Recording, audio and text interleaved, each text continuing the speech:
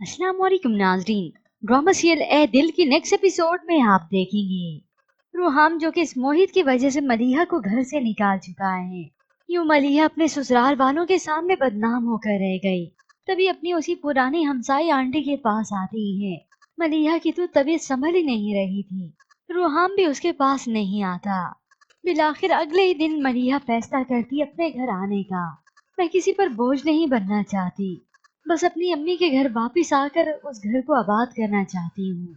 तभी वो उसका साथ देती हैं और उसे यहाँ पर ले आई। जबकि दूसरी जानिब सना के वालिद को एहसास हो जाता है। सना ने ऑफिस भी ज्वाइन कर लिया मगर वो खुश नहीं।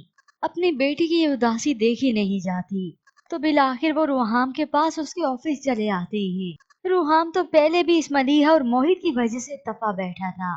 पेपर्स उठाकर दरवाजे पे दे मारता है और एन उसी वक्त सना के वालिद आ गए। उससे माजरत करते हैं।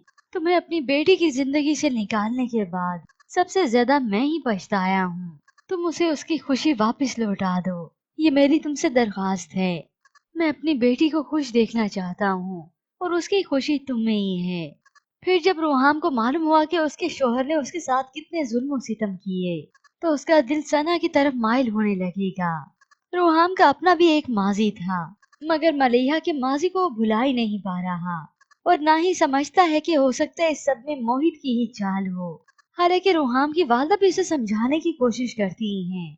वो तुम्हारे बच्चे की माँ बनने वाली हैं। तो रूहाम भी कह देता है कि हजारों दुनिया में बच्चे पलते हैं, वो भी बगैर माँ बाप के, तो कयामत नहीं आ जाती। यूं रूहाम कुछ सुनता ही नहीं है।